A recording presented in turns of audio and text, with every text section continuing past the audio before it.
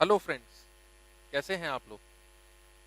आज हम लोग डिस्कस करेंगे बायोलॉजिकल क्लासिफिकेशन को। क्लासिफिकेशन क्या चीज है? बायोलॉजिकल क्लासिफिकेशन से या टेक्सोनॉमी से वैसे भी स्टूडेंट्स को बहुत ज्यादा डर लगता है, तो आज आपका वही डर मुझे खत्म करना है। क्लासिफिकेशन कोई ऐसी चीज नहीं है जिससे आपको घबराना चाहिए। क्लासिफिकेशन एक बहुत नॉर्मल सी चीज है, जैसे आप हमेशा करते रहते हो। आपकी मम्मी करती हैं, आपकी ग्रैंड मदर करती हैं, पापा करते हैं, सभी लोग करते हैं। इसको एक छोटे से एग्जाम्पल से आप लोग समझिए कि आप एक लाइब्रेरी में जब जाते हो तो वहां बहुत सारी बुक्स होती हैं और वो सिस्टमेटिकली अरेंज होती हैं। सपोज करें कि लाइब्रेरी की ये जितनी भी बुक्स हैं, 50,000, 1 लाख, 2 लाख, जितनी भी बुक्स हैं, ये सारी की सारी एक सिस्टम में अरेंज ना होकर के एक बड़े से ढेर के रूप में पड़ी हुई, एक बंच के रूप में पड़ी हुई है, एक बहुत बड़ा सा स्ट्रक्चर बनाए जिसमें हजारों किताबें, लाखों किताबें पड़ी हुई हैं। क्या इस ढेर में से एक पर्टिकुलर टाइटल आप लोग सर्च आउट कर सकते हो? कितना टाइम लगेगा? बहुत लंबा समय लग जाएगा और शायद आप कर भी ना पाओ। बिल्कुल उसी तरीके से इतनी बड़ी जो ह्यूमन पॉपुलेशन है अक्रॉस द ग्लोब, इसमें से एक पर्टिकुलर पर्सन को यदि आपको सर्च आउट करना हो, उसको आपको ढूंढना हो, तो आप कैसे ढूंढोगे? क्या चाहिए आपको? What you need is the address. Library में जब आप जाते हो तो बुक का आपको क्या पता होना चाहिए? एड्रेस पता होना चाहिए। आप लाइब्रेरियन से कहते हैं कि सर मुझे ये टाइटल चाहिए, लाइब्रेरियन कंप्यूटर में टाइप करते हैं तो उनके सामने एड्रेस आ जाता है कि ये बुक इस फ्लोर पर, इस अलमीरा में, इस रैक के अंदर, इस फोल्डर के अंदर रखी हुई है। पर्सन जाता है और वहां से तुरंत बुक पिकअप कर लेता है। किंतु यदि हमारे पास ये सिस्टम ना हो, ये बुक्स ऐसे ही ढेर में पड़ी हो, तो इनकी स्टडी हम लोग नहीं कर पाएंगे, बुक तक आपकी सर्च नहीं हो पाएगी। बिल्कुल उसी तरीके से आपके चारों तरफ वाइड वैरायटी ऑफ ऑर्गेनिजम्स है। जब आप एक पार्क में जाते हो तो कितने सारे तरीके के प्लांट्स देखते हो। जब आप पहाड़ों पर घूमने जाते हो तो वहां पर कितने सारे वैरायटी के आप प्लांट्स देखते हो। जू में आप जाते हो तो कितने सारे तरीके के एनिमल्स आप देखते हो। इनके अलावा भी एक ऐसी दुनिया है जो नेकेड आई से दिखाई भी नहीं देती, जिनको माइक्रो ऑर्गेनिजम्स कहते हैं। हजारों तरीके के माइक्रो ऑर्गेनिजम्स हैं, लाखों तरीके के माइक्रो ऑर्गेनिजम्स हैं। तो जब तक हम एक सिस्टम नहीं बनाएंगे तो इन ऑर्गेनिजम्स की स्टडी कर पाना हमारे लिए संभव नहीं होगा। केवल मैमल्स की more than 50,000 species are there. क्या हम सबको स्टडी कर सकते हैं? तो सबको स्टडी ना करें तो कुछ के बारे में जानकारी तो ले सकते हैं बेसिक। क्लासिफिकेशन से हमें यही फायदा मिलता है। जब हम चीजों को क्लासिफाई कर देते हैं तो उन तक हमारी स्टडी, उन तक हमारी पहुंच, उनको समझना हमारे लिए बहुत आसान हो जाता है। एक छोटे से एग्जाम्पल से समझते हैं और आपके बिल्कुल घर से शुरू करते हैं। आपके पापा बाजार से 1 महीने का पूरा सामान ले आए, ग्रोसरी का पूरा राशन का पूरा सामान आ गया। उसमें किचन का भी सामान है, बाथरूम का भी सामान है, ड्राइंग रूम का भी सामान है, हर तरीके का सामान उसमें मौजूद है। अब सारा सामान ला करके आपने अपने घर में रख दिया। अब इसको सही जगह पे रखना भी जरूरी है, नहीं तो आपको जब जरूरत पड़ेगी तो वो सामान आपको नहीं मिल पाएगा। आपने पापा से कहा कि चलिए पापा इस सामान को सही जगह पे रख देते हैं। आपके पापा ने एक शैम्पू की बोतल उठाई और आपसे कहा बेटा जाओ इसको किचन में रखो। तो आप हंसोगे, पापा आप ये क्या कह रहे हो? शैम्पू की जरूरत किचन में थोड़ी होती है, शैम्पू की जरूरत तो बाथरूम में होती है। फिर पापा ने कुकिंग ऑयल उठाया और आपसे कहा कि बेटा जाकर के इसको बाथरूम में रख दो या इसको ड्राइंग रूम में रख दो। तो आप फिर हंसोगे, पापा कुकिंग ऑयल की जरूरत तो किचन में होती है, cooking oil is required in kitchen, so it must go to kitchen, इसकी जरूरत बाथरूम में है ही नहीं। यही क्लासिफिकेशन, यही आपको समझना है। जिस चीज की जहां जरूरत है, जिस चीज के कैरेक्टर्स, जिस चीज की रिक्वायरमेंट जहां मैच करती है, उस चीज को वहीं पर जाकर के रख देना, दिस इज क्लासिफिकेशन। तो आपको कभी भी जरूरत पड़ेगी तो वो सामान आपको मिल जाएगा। अक्सर बच्चे क्या करते हैं, अपनी जो बुक्स होती हैं स्टडीज की, उनको पूरे घर में इधर उधर डाल देते हैं और जब जरूरत होती है, स्कूल जाने का टाइम आता है सुबह सुबह, तो वो किताबें नहीं मिलती। उसका कारण क्या है? क्योंकि हम उनको प्रॉपरली क्लासिफाई करके उनको प्रॉपर प्लेसमेंट नहीं देते, कहीं भी डाल देते हैं। तो चीजें जब कहीं भी पड़ी रहेंगी, इधर उधर पड़ी रहेंगी, तो वो सही समय पर सही जगह पर आपको नहीं मिल पाएंगी। इसी का नाम क्लासिफिकेशन।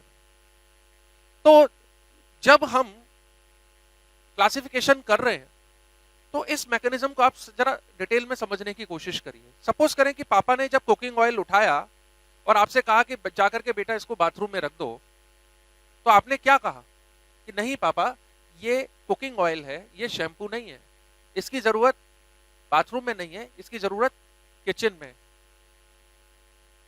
तो ये किचन में जाना चाहिए। एग्जैक्टली आपने क्या किया? आपने बोतल को स्टडी किया, आपके ब्रेन ने बोतल को स्टडी किया और आर्ग्यूमेंट किया कि no, this is not cooking oil, this is shampoo, it must go to bathroom. आपने बोतल को स्टडी किया, no this is cooking oil, it must go to kitchen. तो पहला काम क्या होता है? बोतल को आइडेंटिफाई करना। कोई भी आर्टिकल जो हमें मिल रहा है, कोई भी ऑर्गेनिज्म जो हमें मिल रहा है, तो सबसे पहला काम हम क्या करेंगे? आइडेंटिफिकेशन। और आइडेंटिफिकेशन के लिए कैरेक्टर्स की स्टडी करना बहुत जरूरी है। जो भी ऑर्गेनिजम्स के पास कैरेक्टर हैं, जो भी बॉटल के पास कैरेक्टर्स हैं, उनको आप स्टडी करोगे और उनके बेसिस पर आप उसको आइडेंटिफाई करोगे कि आखिर ये चीज क्या है, ये ऑर्गेनिज्म है क्या। तो पहला काम हो गया आइडेंटिफिकेशन। और दूसरा काम क्या हो गया? Proper placement.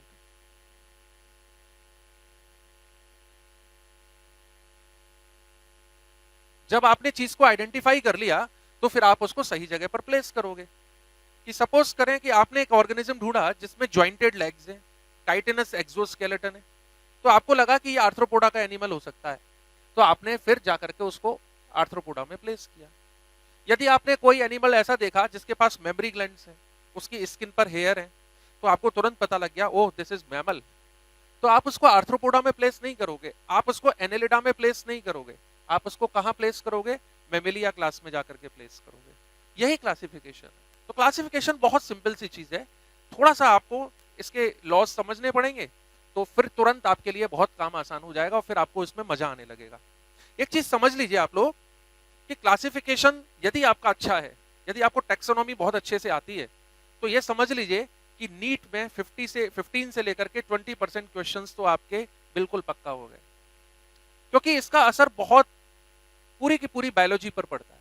केवल ये नहीं कि टैक्सोनॉमी से 4 क्वेश्चन आ रहे हैं, टैक्सोनॉमी से इनडायरेक्टली बहुत सारे ऐसे क्वेश्चंस होते हैं जो फिजियोलॉजी में भी पड़े हुए हैं, जेनेटिक्स में भी पड़े हुए हैं, वो सब जगह बिखरे पड़े हुए हैं। इसीलिए टैक्सोनॉमी आपकी बहुत इंपॉर्टेंट होनी चाहिए। क्लियर?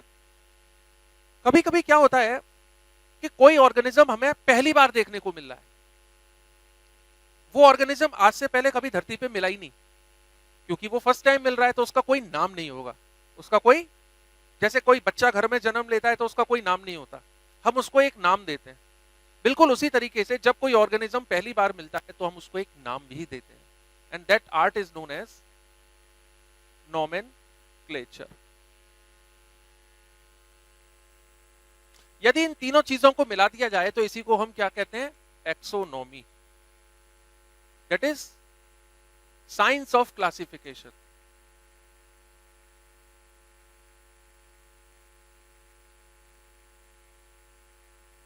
तो what is taxonomy? Taxonomy is the science of classification.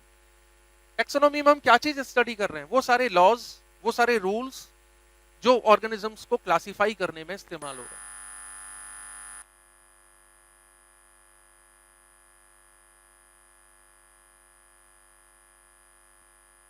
जब हम टैक्सोनॉमी की बात करते हैं या क्लासिफिकेशन की बात करते हैं तो हमें क्या चाहिए होती है? टैक्सोनॉमिक रैंक्स चाहिए होती है। टैक्सोनॉमिक रैंक क्या होती है?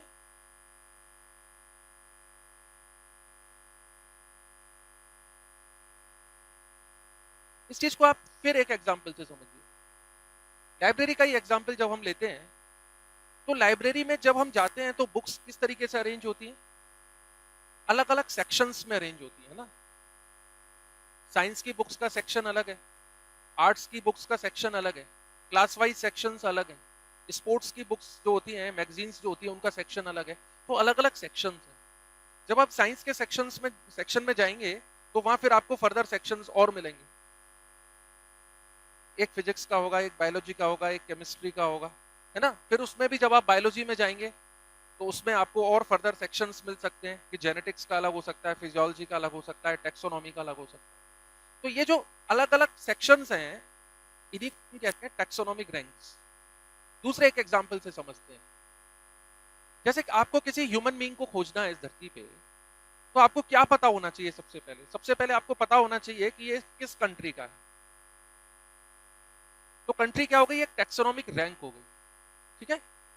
जब आप कंट्री के अंदर आ गए तो उसके बाद आपको पता होना चाहिए कि वो पर्सन किस स्टेट में रहता है ना।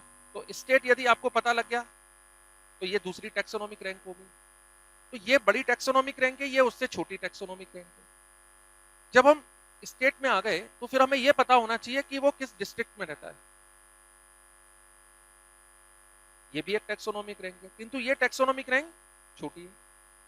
यानी कि एक कंट्री के अंदर कई सारे स्टेट्स हो सकते हैं, एक स्टेट के अंदर कई सारे डिस्ट्रिक्ट्स हो सकते हैं।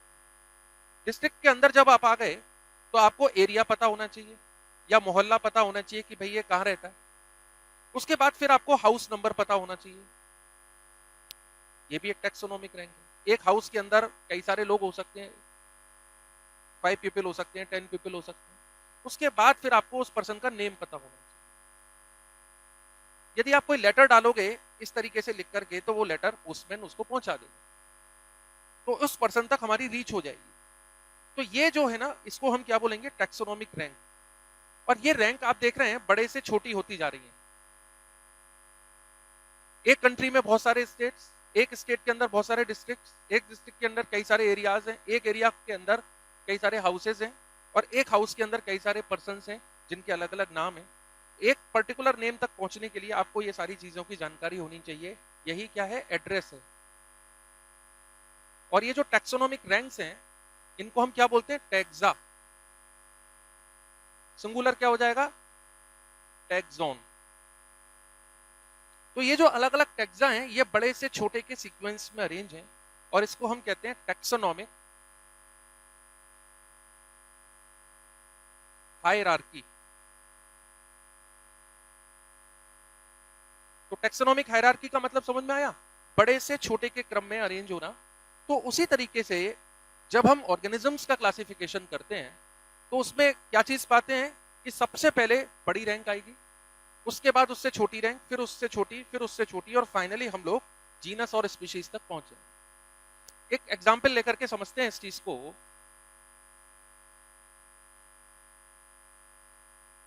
सबसे बड़ी टैक्सोनॉमिक रैंक क्या होगी? किंगडम। ये सबसे बड़ी टैक्सोनॉमिक रैंक है। इससे छोटी रैंक क्या होगी? फाइलम। यदि प्लांट्स का क्लासिफिकेशन करते हैं तो हम फाइलम की जगह वर्ड यूज करते हैं डिवीजन। इनके भी रैंक्स नीचे हो सकती हैं, सब डिवीजन या सब फाइलम। उसके बाद जो बड़ी रैंक आएगी जो फाइलम से छोटी होगी उसको हम क्या बोलेंगे? क्लास। क्लास को भी फर्दर डिवाइड कर सकते हैं, सुपर क्लास, क्लास और सब क्लास। क्लास के बाद जो छोटी रैंक है दैट इज ऑर्डर।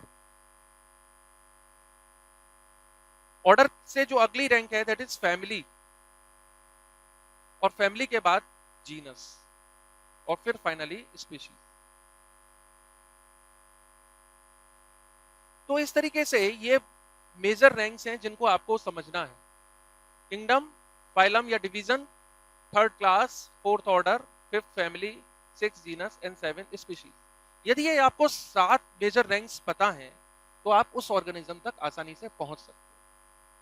तो आई थिंक कि आपको टैक्सा या टैक्सोन का कंसेप्ट एकदम क्लियर हो गया होगा। टैक्सोनॉमिक हायरार्की का मतलब आप लोगों को समझ में आ चुका होगा। अब हम लोग टैक्सोनॉमी या क्लासिफिकेशन के टाइप्स पढ़ेंगे। जो टैक्सोनॉमी वर्ड है it was used by De Candolle. किसने यूज किया था? डी कैंडोले ने।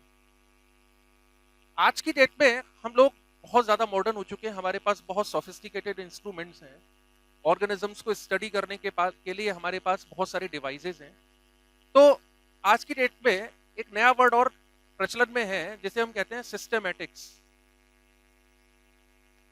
इससे भी आपको परेशान होने की जरूरत नहीं है, आप सिंपल सा ऐसा मान सकते हैं टैक्सोनॉमी का ही दूसरा नाम क्या है? सिस्टेमैटिक्स। समझ में आ रहा है आपके? तो जो सिस्टेमैटिक वर्ड है ये कहां से आया? सिस्टेमैटिक वर्ड पहली बार यूज किया था लीनियस ने।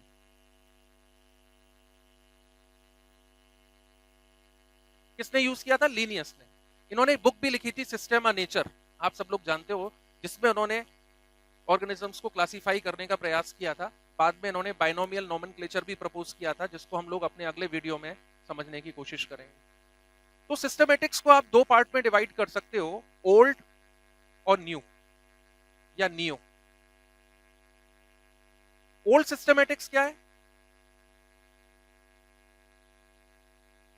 जब हमारे पास सोफिस्टिकेटेड इंस्ट्रूमेंट्स नहीं हुआ करते थे, आज से कुछ समय पहले ज्यादा डिवाइसेस हमारे पास नहीं थी, मैकेनिज्म्स नहीं थे, तो केवल ऑर्गेनिजम्स के जो मॉर्फोलॉजिकल फीचर्स होते थे, जो बाहर से दिखने वाले जो कैरेक्टर्स होते थे, उनके बेसिस पर हम लोग ऑर्गेनिजम्स को कंपेयर करते थे और उनको अलग अलग क्लास, ऑर्डर, जीनस इस तरह से स्पेसिफाई करते थे। तो जब हम केवल एक्सटर्नल या केवल थोड़े से फीचर्स को लेकर के क्लासिफिकेशन करते हैं, तो ये ओल्ड सिस्टमेटिक्स में आता है। किंतु न्यू सिस्टमेटिक्स में क्या है? आज मॉडर्न साइंस में हमारे पास बहुत इंस्ट्रूमेंट्स हैं। आज केवल हम बाहर के फीचर्स को स्टडी नहीं कर सकते, आज हम अंदर के फीचर्स, एनाटॉमिकल फीचर्स जो हैं, बायोकेमिकल फीचर्स जो हैं, आज हम जेनेटिकल फीचर्स जो हैं, डीएनए के लेवल तक जाकर के हम लोग दो ऑर्गेनिजम्स को कंपेयर कर सकते हैं और उनके जो कैरेक्टर्स हैं उनको आपस में स्टडी कर सकते हैं। तो ये जो साइंस है इसको बोलते हैं new systematics.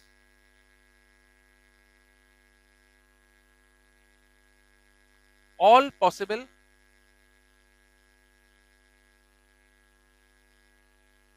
and this system was used by Julian Huxley.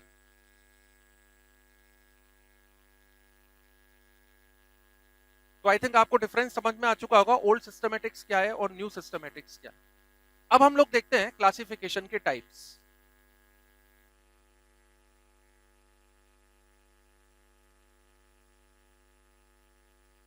अलग अलग साइंटिस्ट ने अलग अलग समय पर अपना अपना मैकेनिज्म दिया, क्लासिफिकेशन करने का तरीका बताया। तो उसी आधार पर 3 या 4 तरीके के क्लासिफिकेशन हम लोग जानते हैं। तो सबसे पहला जो है that is artificial classification.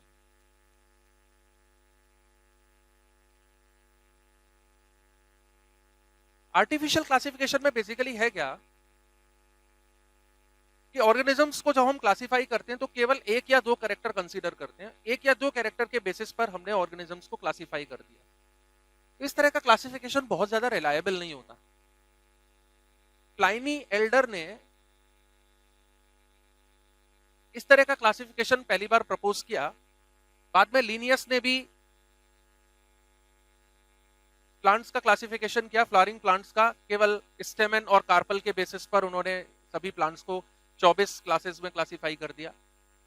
प्लाइनी Elder ने हैबिट और हैबिटेट, केवल और हैबिट और हैबिटेट के बेसिस पर ऑर्गेनिजम्स को क्लासिफाई कर दिया। तो this type of classification is purely artificial in nature and it is not reliable and practical.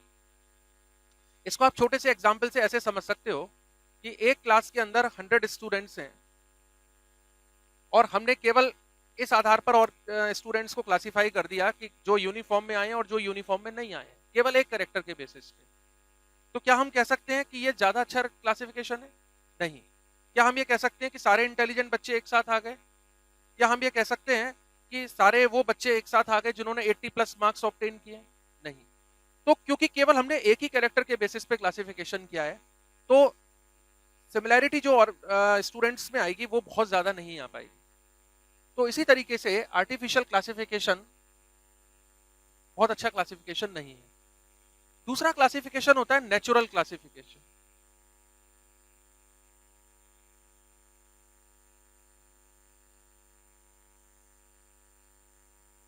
Natural classification एक बढ़िया क्लासिफिकेशन है। इसलिए बढ़िया है क्योंकि यहां पर ऑल ऑब्जर्वेबल कैरेक्टर्स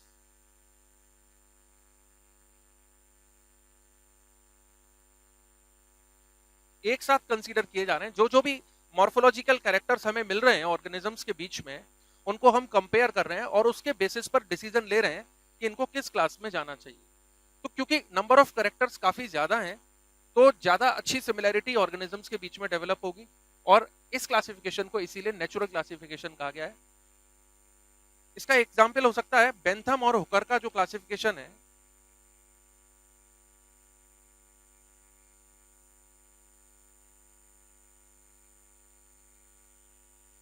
इसमें इन्होंने हायर प्लांट्स को क्लासिफाई किया, वो एक नेचुरल क्लासिफिकेशन का एग्जाम्पल। तीसरा क्लासिफिकेशन हो सकता है फाइलोजेनेटिक क्लासिफिकेशन।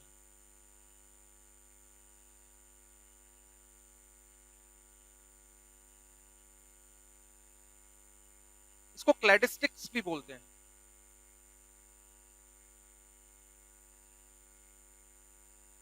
ये क्लासिफिकेशन भी अच्छा माना जाता है।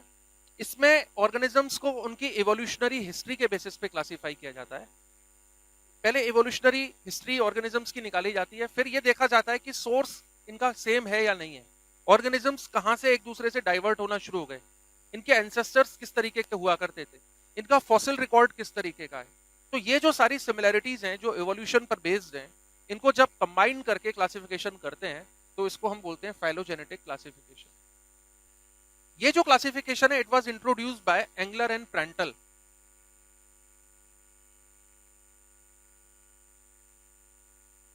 तो एंगलर और प्रांटल ने इस तरह का क्लासिफिकेशन यूज किया। ये भी काफी रिलायबल क्लासिफिकेशन माना जाता है। And the fourth one is numerical classification या न्यूमेरिकल टेक्सोनॉमी।